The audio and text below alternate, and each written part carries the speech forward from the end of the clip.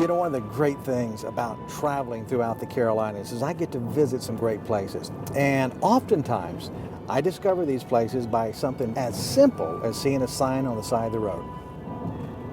Today I'm in Bailey, North Carolina. It's not a very big town, but it's home to a very unique place called the Country Doctor Museum. I started off by meeting Jenny Schindler in the gift shop. Hey Jenny, how are you? Hey Carl. She took me out for a personal tour of the museum. So you're gonna head right out, follow me this way. How long has the museum been here? Back in 1967, a group of women started the museum. Local ladies? Yep, local ladies in the community, Nash County, Wilson County. And the primary founder was Dr. Josephine Newell. She was a physician right here in Bailey. Her home was next door to the museum. A lot of people wonder how the museum ended up right here in Bailey. She lived next door. She lived here. Was her office here? It was here in town. 12 years ago, the museum was gifted to the Medical and Health Sciences Foundation of East Carolina University. Okay. So we're operated by ECU now. Well, this is the original museum building. Okay. It's actually made up of two doctor's offices. Okay. One from here in Nash County and the other one from Wilson County. So they were actually in other locations and they were moved here to put together. That's correct. So what is this room? These cabinets we have on display here are the Apothecary cabinets. On this counter we have a lot of the tools used in the medicine making process. Your country doctor would be the one compounding your medicine for you. And they would have to weigh out the ingredients that we just saw on the cabinet using a scale or balance like we have here. In one pan they would place the ingredient, and in the other pan they would have weights. And this is a set of weights, so you can see. Wow, so they're just real tiny then. That's right. So they knew exactly how much of the ingredient they had when the two pans were even. Okay. Then all of the ingredients would be placed into the mortar and pestle to be mixed and ground together.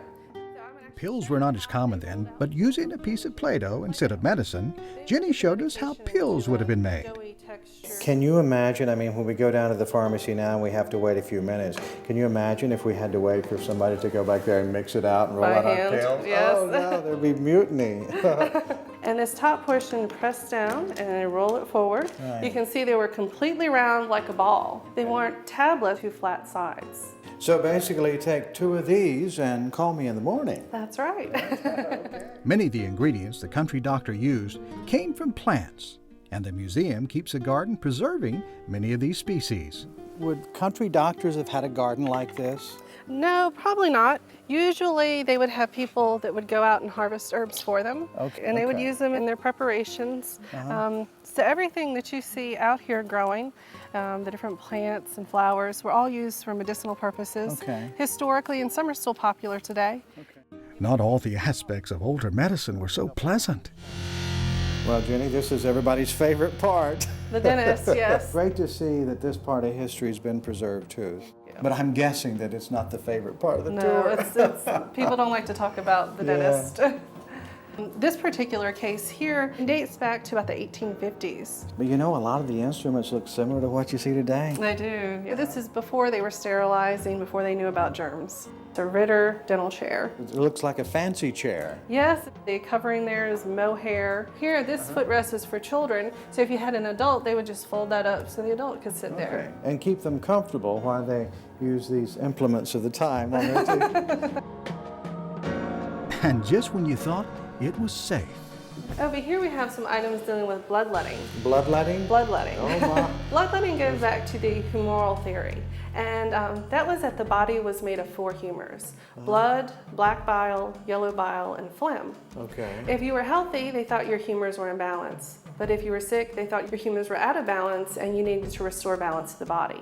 So this is an example of bloodletting. And this is the venous section. They're actually opening the vein and letting the blood down to a bloodletting bowl or barber's bowl. Now, one form of bloodletting was leaching, and this is a leach jar in which the leeches would be stored in. It would have originally had a ventilated lid on the top. Wow. Now, in here we actually have some live leeches.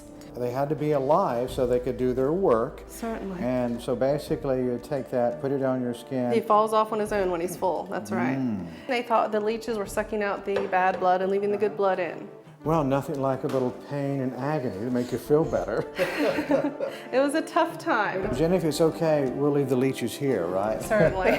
Okay. Now, this room is set up more as the doctor's office. Okay. And in here we have the doctor's desk on display. Is this an original desk? It is. It belonged to Dr. Flippin. His picture is here on the wall. Okay. Now the desk gets a double roll top, so the first portion here rolls down like a standard roll top. Okay. And there's a second portion back here that rolls down to cover up the filing system along the back. Okay. Now the large book on display is an original ledger, and this belonged to Dr. Person of Selma, North Carolina. Sam, he came in 1918 in August. Then that's the amount of the visit, I guess. Right. Okay.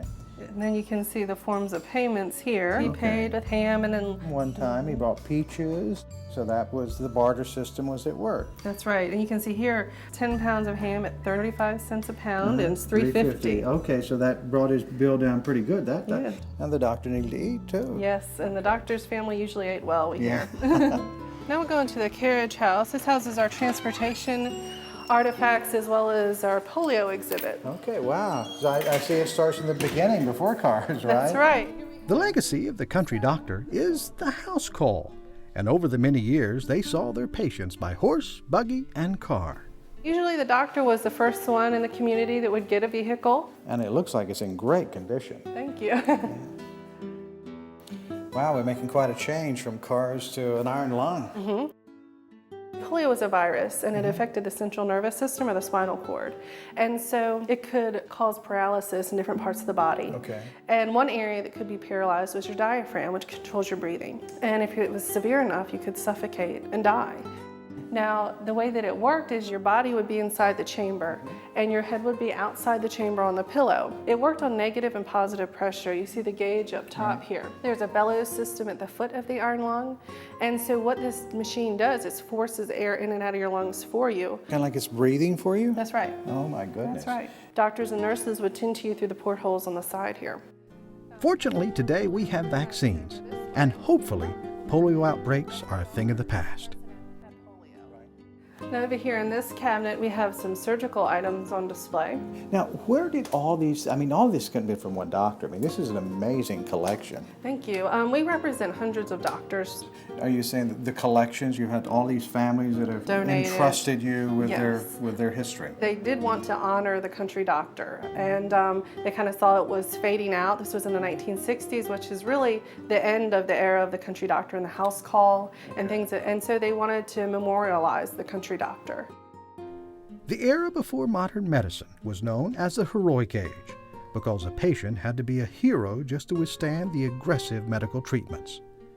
But I believe that with the dedication of nurses and doctors, the long hours, the midnight house calls, there were heroes on both sides.